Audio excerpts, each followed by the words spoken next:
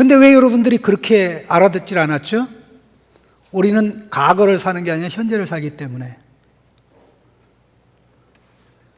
그러니까 그 언어에 새로운 의미를 전달하려면 의미를 전달하고자 하는 사람 사이에 약속이 있어야 되죠. 자, 다윗과 요나단이 약속을 합니다. 약속을 넘어서 언약입니다. 다윗에게는 이것이 생명과 같은 것이죠. 물론 이 언약을 이끌어간 요나단의 입장에서는 자기는 주는 자만이 아니라 지금은 주는 역할을 하지만 궁극에 가서는 내가 다윗으로부터 받을 혜택이 상당히 크다. 오히려 다윗이 살아있는 게 자기의 생명을 유지시켜 줄 뿐만 아니라 다윗을 통해서 하나님의 인자를 경험하고 결국 자기의 가문의 미래가 있다고 생각했던 것이죠. 그런데 지금 상황에서는 요나단이 다윗을 위기 상황에서 건져줘야 됩니다. 그런데 지금 상황에서 누구도 다윗에게 그 생명의 유지와 관련된 고급 정보를 줄 수 있는, 소위 말해서 오늘날로 얘기하면 휴민트가 없어요. 휴민트.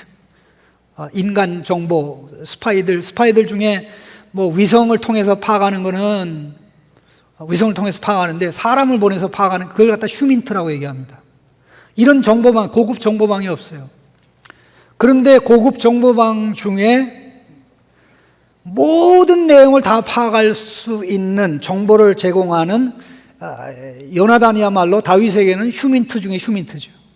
엄청나게 참 놀라운 그런 정보원인데 다윗은 요나단에게 그것을 요구를 한 겁니다. 그래서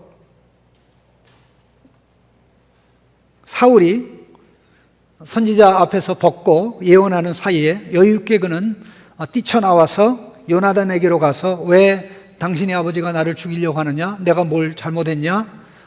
왜 그러냐? 그렇게 얘기하면 요나단이 우리 아버지가 너를 죽일 일은 없어? 근데 왜 이렇게 했어? 나는 네 말 못 믿어? 그 말이 옳다는 것을 증명해 줘? 이렇게 일이 진행되어지는 가운데 마침내 요나단은 다윗을 들판이라고 해야 그냥 우리가 알고 있는 들판이 아니라 사실 이 낮은 구릉이 있는 산일 것입니다. 거기 가서 이제 요나단이 다윗에게 하는 말이 내 말 믿어. 내가 너한테 정보를 전해줄게. 네가 필요한 정보를 전해줄게. 네가 안전하면 안전하다고, 네가 위태로우면 위태롭다고 내가 전해줄게 하면서 약속을 한 거죠. 그게 바로 암호입니다. 통상적인 이 화살 쏘는 행위를 통해서 이제 내가 아이를 데리고 와서 화살을 쏘는 연습을 하는 것처럼 화살을 3번 쏘아 올릴 텐데 그때 내가 아이에게 이야기하기를 야, 화살들이 보라, 화살들이 내 이 편에 있지 않냐? 빨리 가져와라. 그렇게 얘기하면 너는 안전하니 돌아오라는 뜻으로 이해해라. 그런데 그렇게 얘기하지 않고 보라, 화살들이 내 앞에 있다. 화살들이 내 앞에 있다라고 하면 내 생명이 위태하니 아버지가 너를 죽이려고 하니 빨리 도망쳐라. 그런 의미로 두 사이의 약속을 하고, 그러니까 일반적으로 알고 있는 일반 언어에다가 거기다가 뭘 더한 겁니까? 둘만이 아는 비밀이 더해진 거죠. 여러분 2차 세계대전 때에 이 연합군이 독일을 제압할 수 있었던 요소들이 많지만 그 중에 가장 결정적인 게 독일군의 나치군의 그 비밀 코드를 해독한 것이었어요. 그 알란 투닝이라는 사람이 그 지대한 역할도 하고 그랬는데 그들이 나치의 모든 그 비밀 코드를 다 해독하고도 해독한 것처럼 하지 않고 아직도 해독하려고 헤매는 것처럼 했어요. 그런 가운데 이 나치에 의해서 이 큰 배가 공격을 받아서 희생되는 일까지 발생하기도 했었습니다.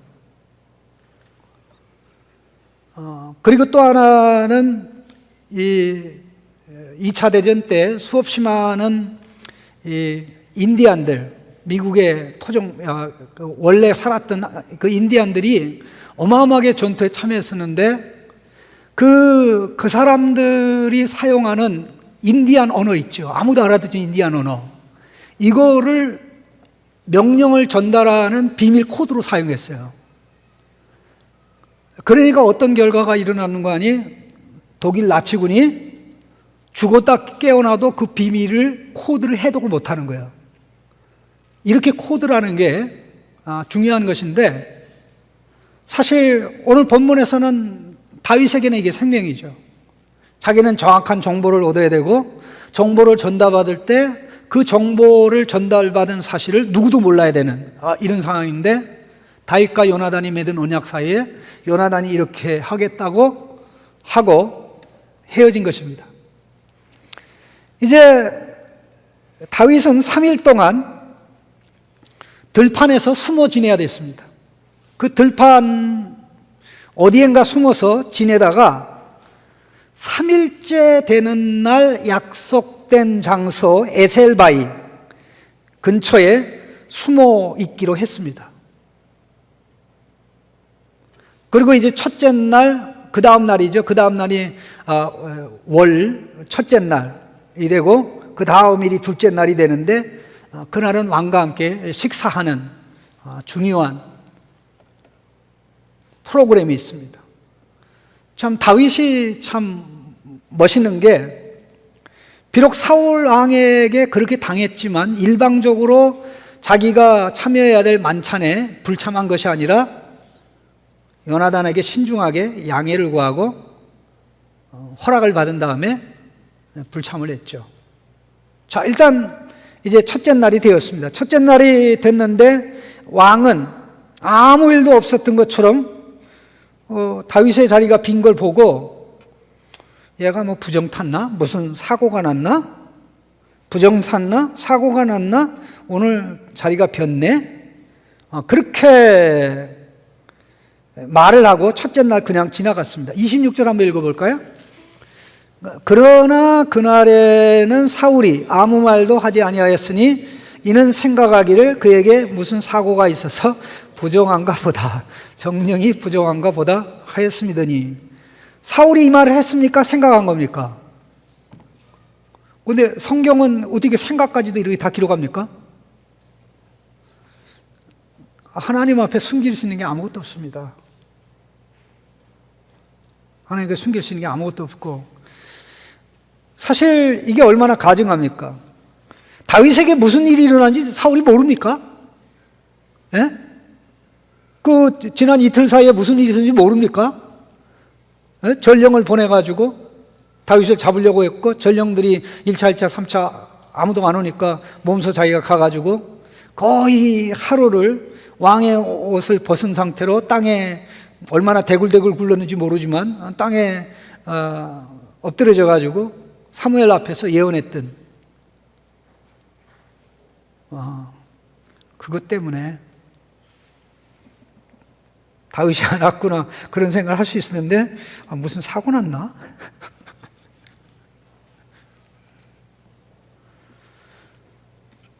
첫째 날은 그냥 지나갔습니다. 둘째 날이 되었습니다. 또 다윗의 자리가 비었습니다. 이제 사울은 더 이상 참을 수가 없었습니다. 요나단에게 묻습니다. 이새의 아들이 어찌하여 어제도 안 보이고 오늘도 안 보이냐? 요나단이 다윗의 당부받은 대로 대답합니다. 다윗이 나한테 베들레헴 가게 해달라고 간청을 해서 제가 허락을 했습니다. 29절 같이 읽어보겠습니다. 이르되 원하건대 나에게 가게 하라. 우리의 가족이 그 성읍에서 제사할 일이 있으므로 나의 형이 내게 오기를 명령하였으니 내가 내게 사랑을 받거든 내가 가서 내 형들을 보게 하라 하였으므로 그가 왕의 식사 자리에 오지 아니하였나이다 하니. 요나단이 다윗이 요청한 대로 했습니까? 그 이상으로 했습니까? 그 이상으로 했습니다. 어떻게 알 수가 있나요? 20장 6절을 보시죠. 20장 6절을 보면 같이 한번 읽어볼까요? 내 아버지께서 만일 나에 대하여 자세히 묻거든 그때 너는 말하기를 다윗이 자기 성읍 베들레헴으로 급히 가기를 내게 허락하라 간청하였사오니 이는 온 가족을 위하여 거기서 매년제를 드릴 때가 되민이다 하라. 차이점이 뭐죠? 똑같다? 네, 똑같은 거 있어요. 매년제를 드리러 간다는 거. 근데 차이점이 있어요. 그 차이점이 뭡니까? 다윗은 그의 형으로부터 이 매년제에 참여하라는 명령을 받았다는 것이죠. 근데 다윗이 이 말을 한 적이 있습니까? 내가 가야 된다고 그랬지. 형의 명령을 내서 내가 형의 말에 순종해야 된다는 내용이 없죠. 그리고 보면 요나단은 다윗을 적극적으로 변호하고 다윗에 대해서 왕이 오해하지 않도록 그렇게 엄청난 말을 한 것입니다. 그러자 난리가 났습니다. 왕이 버럭 화를 내면서 패역 무도한 계집의 서생아, 내가 이새의 아들을 택한 것이 내 수치와 내 어미의 벌거벗은 수치됨을 내가 어찌 알지 못하랴 그랬습니다. 여러분, 이 말 중에 이성을 잃은 표현도 있고 또 하나는 치밀한 계산을 하고 하는 표현도 있습니다. 이성을 잃고 하는 표현은 패역무도한 계집의 소생아, 그게 이성을 잃고 하는 말이죠. 이 말이 무슨 뜻이냐면요, 패역하고 반역하는 여인의 아들아, 그런 뜻입니다. 패역하고 반역하는 여인이 누굽니까? 요나단의 모친이지요. 요나단이 왕의 말을 안 듣고 다윗을 변호하고 다윗을 두둔하는 것은 엄마가 잘못돼서 그렇다는 거죠. 근데 실제적으로 요나단의 엄마의 이름이 뭡니까? 사울의 그 부인의 이름이 뭡니까? 성경에는 이름이 안 나와요. 짓궂은 사람 탓하고 있죠. 근데 패역하고 반역하는 사람의 대표가 누굽니까? 결국 사울왕이죠. 사울왕은 처음부터 하나님 말씀 안 들었습니다. 삐뚤어지고 하나님의 말씀을 반역했죠. 처음부터 끝까지. 사울의 반역의 제가 큰 이유는 다른 왕들에게 허락되지 않는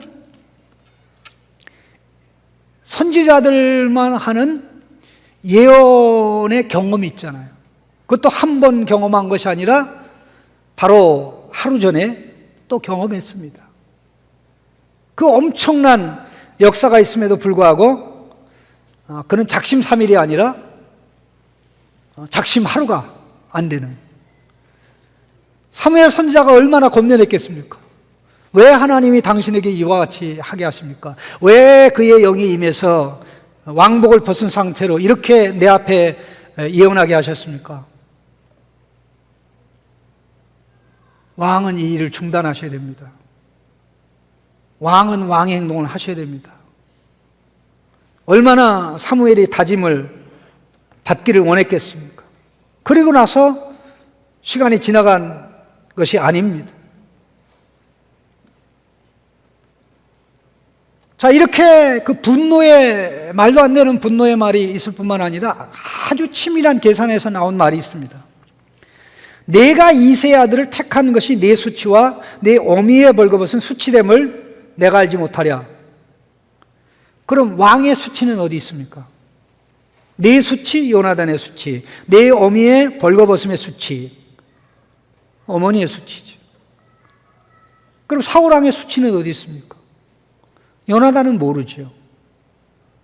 요나단은 왕이 왕복을 벗고 부끄러운 행동을 선지자 사무엘 앞에서 한 것을 모르죠. 물론 그 사이에 들었을 수도 있습니다.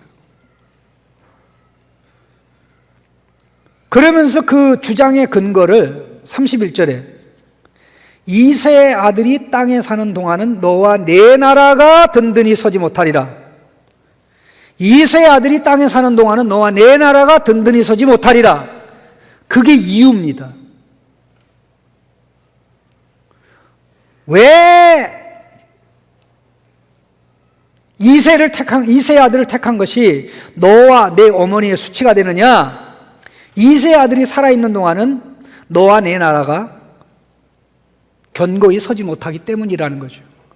근데 여기서 너와 내 나라는 사울과 사울의 나라입니까? 요나단과 요나단의 나라입니까? 요나단과 요나단의 나라입니다. 그래서 제가 이 치밀한 계산에서 나온 사울 왕이 멍청한 왕이 아닙니다. 네? 어떤 때 미친 행동을 하고 미친 말을 하지만 그러나 그가 한 말들을 분석해 보면 절대 24시간 정신을 잃은 상태로 나가지 아니했다는 것을 우리가 기억해 볼 필요가 있습니다. 그러니 이런 말을 할 때 요나단이 얼마나 마음이 흔들렸겠어요. 아버지가 왕의 자리에서 쫓겨날까 봐 이러는 것이 아니구나. 사울과 사울의 왕조가 무너질까 봐 이렇게 하는 것이 아니구나. 그러니까 이 말의 분명하고 명확한 의미는 나는 끄떡 없어. 다윗이 살아있다고 해서 내 왕국이 무너지거나 문제가 되는 건 아니야. 그런데 내가 걱정되는 것은 바로 너야. 너가 왕이 되기는 글렀어. 네 왕조가 견고하게 서기는 글렀어. 그래서 그런 거야. 자, 이 말을 하는 말 속에 사울의 관심, 사울의 이익이 있습니까? 없습니까? 없죠. 오직 모든 것이 요나단을 위한 것이 all for 조나단. 모든 게 요나단을 위한 거. all for you. 다 너를 위한 거야. 여러분 꼭 기억하십시오. 이 사울이 하는 이러한 방식이, 사울의 전략이 사단이 우리를 꼬드길 때 하는 전략하고 똑같습니다. 사탄이 사정하면서 나를 위해 죄를 지라고 얘기합니까? 제발 부탁인데 한 번만 나를 위해서 좀 네가 하고 싶은 대로 해봐. 그러지 않죠? 너를 위한 거야. 너의 유익을 위한 거야. 왜 그렇게 울타리 안에 갇혀서 살아? 자유를 누려봐. 내가 하고 싶은 대로 해봐. 인생은 까르페 디엠이야. 에? 인생은 까르페 디엠이야. 인생을 즐겨봐. 즐기지 못하고 간다는 게 얼마나 안타까워. 다 너를 위한 거야.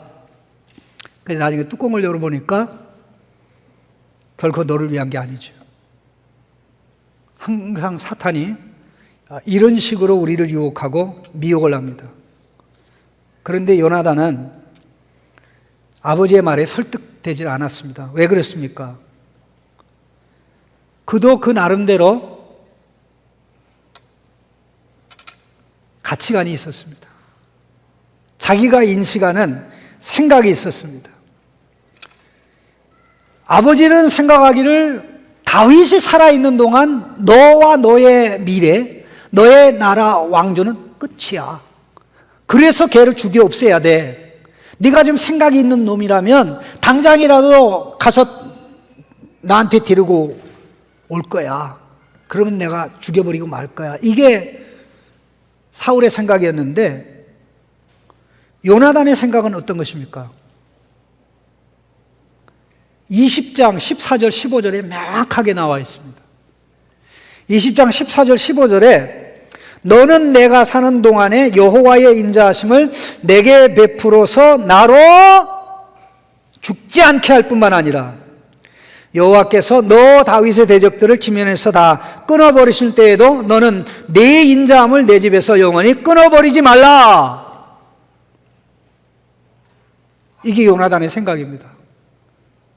다윗이 살아있어야 자기도 살 수 있고 자기 가문의 미래가 있다는 거죠. 그러면 이 두 가치관의 혼란인 거죠. 아버지는 다윗을 살려야 요나단이 산다고 그러고 요나단은 다윗이 살아야 자기가 산다고 비록 아버지 앞에는 말할 수가 없죠. 그럼에도 불구하고 아주 명확하고 분명한 게 있는데, 요나단은 아버지 편이 아니라 하나님이 택한 이새의 아들 편에 섰습니다. 하나님이 원래 사울을 택했습니다. 그러나 하나님 말을 듣지 않는 사울을 하나님이 버렸죠. 그리고 대신 택한 게 누구도 기대하지 않고 누구도 예상하지 않은 기대 밖의 인물, 이새의 8아들 중에 제일 막내인 다윗을 하나님이 택했죠. 그런데 다윗을 하나님이 택했는데, 요나단은 사울의 눈에 볼 때 누구를 택한 겁니까? 바로 이새의 아들 다윗을 택한 것이죠. 그 다윗을 택한 것이 실수로 택한 것이 아니라 신앙의 확신 때문에 그런 결단한 거죠. 하나님이 다윗을 사용했고, 다윗을 통해서 요나단을 죽였고, 다윗을 통해서 이스라엘 백성의 큰 고통과 아픔엔 늘 고통과 아픔을 가져다 주는 가난 종복의 꿈을 좌절시키는 블레셋과 싸우기만 하면 이기는, 그야말로 다윗이야말로 민족의 미래고 하나님 백성의 미래다, 저런 인물이 서야 된다라는, 비록 하나님이 이새의 아들 다윗을 택한 줄을 모르고 왕으로 이미 기름 부었는지 요나단은 몰랐지만, 그럼에도 불구하고 일어난 최근의 사건을 보면서 나는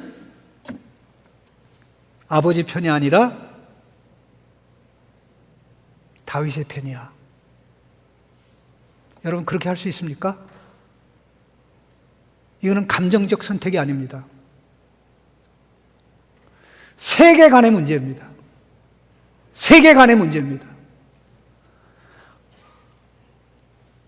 다윗을 통해서 이루어질 하나님의 나라를 보느냐, 하나님의 나라를 이루어야 될 이 일을 거부하고 사울이 만들어가는 세상 나라를 보느냐, 세상 나라를 택하는, 둘 중에 하나죠. 요나단은 아버지가 이루고자 하는 세상 나라, 사탄의 나라, 짐승의 나라를 거부할 수 있는 지혜가 있었고 용기가 있었던 것입니다. 우리의 삶의 현장은 둘 중에 하나입니다. 모든 선택은 우리가 어떤 시각을 가지고 있느냐에 따라 이루어지는 것입니다.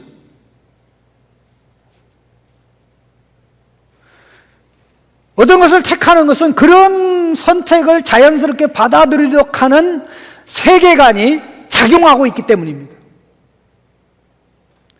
그러니까 그 선택을 두 번 다시 안 하려면 그런 선택을 하도록 만드는 세계관이 해체되지 않으면, 가치관이 해체되지 않으면, 모든 것을 보는 시각이 해체되지 않으면 그 선택을 막을 수가 없죠.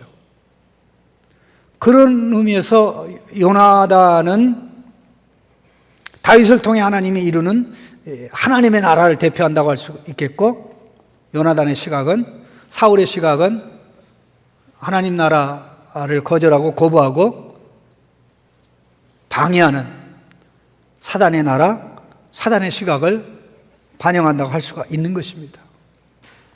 자, 그럼 겉으로 보십시다. 겉으로 볼 때는 사울 왕이 똑똑한 겁니까? 요나단이 똑똑한 겁니까? 사울이 똑똑한 거죠. 사울이 왜 똑똑하냐면, 야, 아들아, 내가 이새의 아들 때문에 죽게 됐어. 내 나라가 망가지게 됐어. 네가 좀 도와야 되지 않겠니? 그렇게 말한 게 아니고, 나는 네 미래가 걱정된다. 네가 왕이 돼서 나라를 잘 이끌어가야 되는데, 왕국 이끌어가야 되는데 글렀어. 네 시각이 잘못돼서. 그런 얘기 아닙니까? 꼭 부모가 하는 말이 공부 열심히 하라고 그러면서 뭐라 그래요? 나를 위한 게 아니고 너를 위한 거야. 너 공부 열심히 해야 돼. 야, 교회 가서 예배 드리는 거는 성공한 남이 해도 돼. 내가 너를 위해서 얘기하는 거지 나를 위해서 얘기하는 거 아니야. 너를 위한 거야. 그런데 그 말을 하면서 지금 뭐를 주입하고 있는 거예요? 자기의 세계관을 주입하고 있는 거죠. 자기의 잘못된 가치관을 주입하고 있는 거죠. 세상 중심의 가치관을 주입하고 있는 거죠. 사울이 사용한 방식이 바로 이겁니다. 사탄이 그런 방식으로 우리를 이끌어가는 거죠. 하나님의 말씀이 만든 세계 중심으로 사는가, 세계를 만든 하나님 말씀의 중심으로 사는가, 세계관은 둘 중에 하나입니다. 월드냐 월드냐, 월드냐, 칠판에 한번 써보세요. 화면에. 월드냐 월드냐. 월드가 뭐예요? 세계, 코스모스. 월드가 뭐예요? 말씀. 나는 월드가 말씀보다 기니까 나는 세상을 택할래. 말씀은 안 보이고 세상은 화려하게 보이니까 택할래. 그럴 수도 있겠죠. 항상 사단은 그런 식으로 하는 것입니다. 우리가 꼭 기억을 해야 됩니다. 사람들은요, 단기적으로는 지혜 있고, 밑에 글씨도 좀 크게 써주세요. 네. 월드냐 워드냐. 자, 여러분, 이 말씀을 택할 겁니까? 세상을 택할 겁니까? 세상의 가치관, 사단의 가치관, 사단 나라의 가치관은 세상 중심이죠. 그래서 세상을 택하는 겁니다. 세상을 누가 만드는지, 세상을 누가 이끌어가는지, 세상을 이끌어갈 때 하나님이 사용하시는 근본적인 원리가 뭔지 모르는 거죠. 보이는 것 중심이죠. 그러나 말씀이 없으면 세상이 없고, 말씀이 없으면 세상이 유지되지 않고, 말씀이 없으면 세상은 대혼돈에 빠지죠. 이게 보이느냐 이거죠. 그런데 요나단은 하나님의 은혜로 이걸 봤습니다. 유일하게 사울의 신하 가운데 이걸 본 사람은 요나단 하나밖에 없습니다. 그래서 하나님의 은혜입니다. 아버지한테 얘기합니다.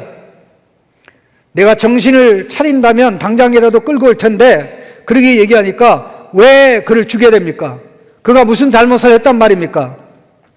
그가 무슨 잘못을 했단 말입니까? 하니까 요나단에게 창을 던졌죠. 다윗에게 2번이나 창을 던졌습니다.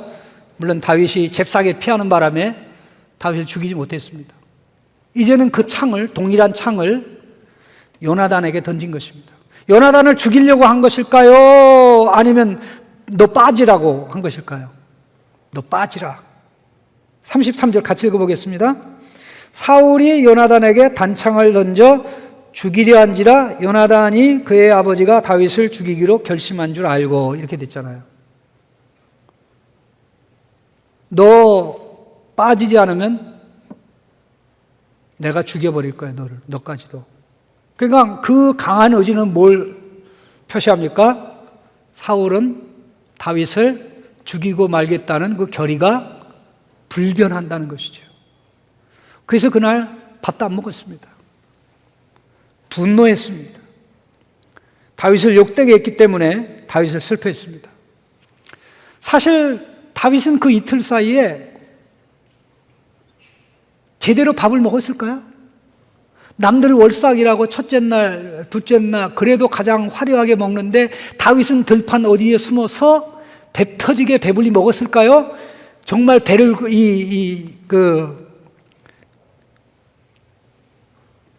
백가죽 등에 붙은 배를 움켜쥐면서 물이라도 열심히 마셨을까요? 이거 상상이 아닙니다. 21장에 다윗이 오죽하면 3일 동안 먹지 못했으면 제사장이 있는 데 가서 먹을 것 달라고, 그래서 먹을 것을 내놨는데 일반인이 먹지 못하는 진설병이 있죠. 진설병. 진설병이라도 달라고 내가 지금 먹지를 못해가지고. 예? 여러분, 한 끼라도 굶으면 이 의식이 좀 불분명한 우리 이 지체들은 알 거예요. 얼마나 다윗 같은 나이에 이런 힘든 일이 있었는지 그걸 생각하면서 자기도 굶었던 것입니다. 이 다음날 아침에 일찍 약속된 장소, 약속된 시간에 어린 종을 데리고 나갔습니다. 그러면서 아이한테 야 달려가, 내가 화살들 쏠 거야. 그러면서 이 다윗이 숨어있는 에셀 바위 쪽으로 화살을 날린 것입니다. 화살들을 날린 것입니다. 여러 방에 화살을 날리면서 아이한테 화살들이 네 앞쪽에 있다. 화살들이 네 앞에 있지 않냐. 무슨 뜻입니까? 다윗아 위험해. 너 빨리 도망가야 돼. 그 뜻입니다. 근데 얼마나 다급했는지 38절에 이렇게 얘기합니다. 더 외칠 필요가 없는데 또 외칩니다. 38절 요나단이 아이 뒤에서 또 외치되 지체 말고 빨리 다름질하라. 지체 말고 빨리 다름질하라. 그 히브리어 성경에는 빨리 가라, 달려라, 머물지 마라. 빨리 가라, 달려라, 머물지 마라. 이거 쉽게 말하면 잽싸게 턱겨라. 잽싸게 튀라. 근데 이 말을 듣는 순간 아이가 어떻게 생각했을까요? 오늘 참 이 왕자님께서 이상하다. 아니 내가 지금 달려가라 그래서 달려가고 있는데 빨리 가라, 달려라, 지체하지 마라. 내가 언제 지체했다고? 자, 기가 막힌 표현이 나옵니다. 39절 그 아이는 아무것도 알지 못하고 요나단과 다윗만 그 일을 알았더라. 요나단이 그랬잖아요. 이 아무는 둘 사이만 아는 하나님이 보증하는 의사전달의 암호다. 너도 누구에게 얘기하지 말고 나도 누구에게 얘기하지 않겠다. 사실 다윗은 누구에게 얘기할 이유가 없겠죠. 자기 생명이 문제니까. 그러나 요나단은 사실 그가 다윗과 맺은 언약에 성실하지 않으면 실제적으로 그렇게 해놓고 내가 이렇게 하면 이런 뜻이니까 다윗이 도망가는 길목에서 지키고 있다가 지도새도 모르게 제거해. 이렇게 할 수도 있잖아요. 우리 역사는 그런 거잖아요. 앞에서는 친하고 뒤에서는 잡아 죽이는. 요나단이 얼마든지 그렇게 할 수 있는데 요나단이 그렇게 하지 않았던 이유는 그는 하나님의 나라를 다윗 속에서 보았기 때문입니다. 다윗과 다윗 자손을 통해서 하나님 나라가 이루어지는 거죠. 적어도 그 첫 번째 싹, 하나님 나라가 시작되는 싹, 다윗을 보면서 요나단은 그 길을 택한 것이죠. 아이는 영문도 모르고 요나단의 말에 따라 야 이거 가지고 들어가라. 나는 좀 잠깐 좀 산책해야 되겠다. 이렇게 딱 하고 아이가 들어간 걸 다 확인하고 다윗이 에셀바이, 에셀이란 뜻이 에벤에셀의 에셀입니다. 도움이란 뜻입니다. 도움의 바위. 그 바위에서 일어나 다윗이 자기를 향해서 오는 요나단을 향해서 큰 절을 땅에 엎드려 3번 했습니다. 고마워. 마치 군왕을 모시듯이 나 너 때문에 살게 됐어. 그리고는 부둥켜 안고 이별에 뽀뽀를 하면서 엉엉 웁니다. 41절 보세요. 아이가 가매 다윗이 곧 바위 남쪽에서 일어나서 땅에 엎드려 3번 절한 후에 서로 입 맞추고 같이 울 때 다윗이 더욱 심하게 운 거죠. 한번 이 장면을 여러분 가만히 생각해 보세요. 다윗의 울음의 의미가 뭡니까? 요나단, 너 때문에 내가 살게 됐어. 너를 통해서 내가 고급 정보를 받아서 이제 도망가게 됐어. 그게 크게 작용한 것이고, 네가 나를 위해서 네 역할을 했으니 내가 어떤 일이 있어도 내가 네가 나와 맺은 언약대로 내가 너를 지킬게, 보호할게. 참 얼마나 아름답습니까? 다윗이 그냥 다윗이 된 게 아닙니다. 다윗을 돕는 사람이 있었기 때문에, 요나단과 같은 인물이 있었기 때문에 그가 그런 왕이 된 것입니다. 언약이라는 게 이런 것입니다. 하나님이 우리와 언약을 맺으시고 그 언약은 새 언약이죠. 그래서 우리가 아들이 되고 딸이 되고 어떤 상황에서도 우리가 예수 그리스도 안에 있는 한 우리를 버리는 일이 없죠. 요나단과 다윗의 관계에서 다윗이 느낀 언약의 사랑을 천배 만배 영구적으로 체험하고 경험하는 것이 우리가 예수 그리스도 안에서 누리는 새 언약의 은혜와 복입니다. 이걸 알진대 하나님의 사랑과 은혜를 체험하는 우리로서는 이 세상에서 어떻게 살아야 되겠습니까? 여러분, 이익을 따라갑니까?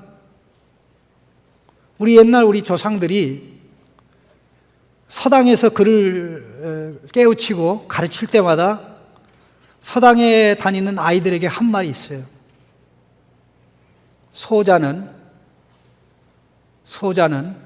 이익을 이익으로 삼으나 군자는 의를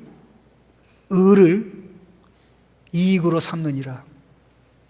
소자는 아무렇게나 사는 사람은 이익을 이익으로 삼으나 군자는 이익을 이익으로 삼지 않고 의를 이익으로 삼는다.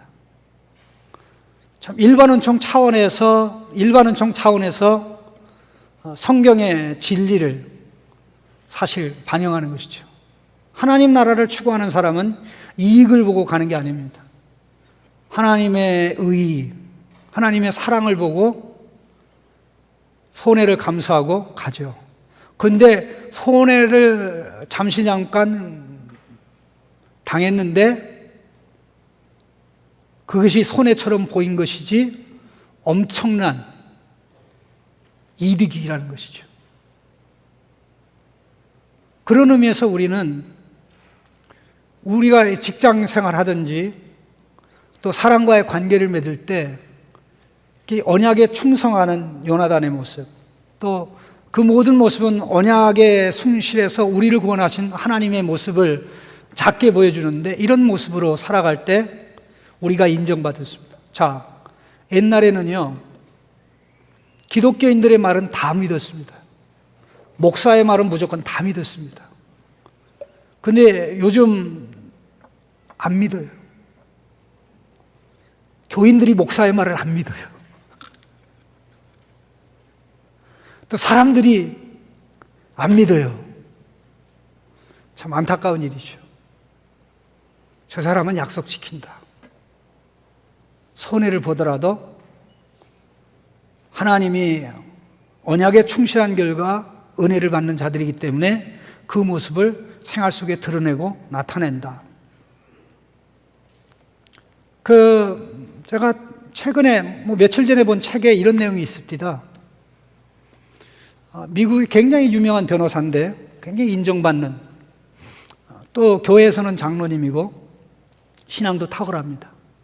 또 가문이 대대로 믿음으로 가는 그런 가문인데, 그가 변호사로서 회사의 팀장으로 맡아서 하는 일이 그 회사의 이익을 위해서 그 회사와 계약 맺은 그 회사들을 관리하면서 회사의 이익을 더 극대화하기 위해서 계약을 파기하는 부실을 찾아내어 발견해서 계약을 합법적으로 파기하는 일을 해왔던 거예요. 계약 마음대로 파기하면 어떻게 됩니까? 배상금 물려야 되죠. 위약금 물려야 됩니다. 그런데 아주 교묘하게 연구해서 허점을 찾아내서 파기하고 위약금 물리지 않는 방법으로 평생 그 일을 하다가 내가 이렇게 사는 게 맞나? 이게 하나님의 자식의 삶인가? 교회에서는 하나님을 높이고 회사에서는 이익을 극대화하기 위해서 내가 이렇게 사는 게 옳은가? 신앙은 하나님과에만 관계니까 삶에는 영향 주지 않으니까 이래도 괜찮아. 이렇게 하면 이원론적인 세계관을 가지고 살아가는 거죠. 그러나 나는 하나님의 성품을 가지고 살아야 되기 때문에 나는 멀쩡한 정신으로, 제정신으로 이렇게 할 수 없어. 그래서 하루아침에 변호사 직책을 내려놓고 나 그만하겠습니다. 내가 잘못 살았네요. 하나님 나라의 눈이 열리면서 그런 행동과 결정이 가능한 거죠. 눈이 열리는 만큼 우리가 바른 것을 선택할 수 있습니다.